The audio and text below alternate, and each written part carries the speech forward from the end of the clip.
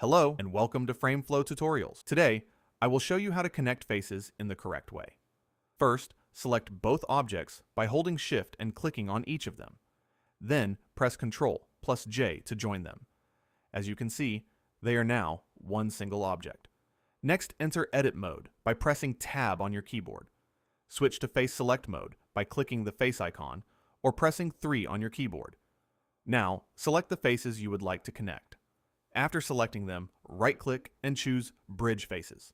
In the Options panel, you can adjust settings, such as the number of subdivisions and the smoothness to refine the result. And there you go. You did it.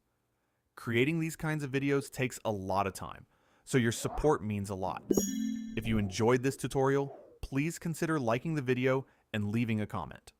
Maybe you can even share your own channel or projects. I'd love to check them out. Good luck with your project, and see you in the next tutorial.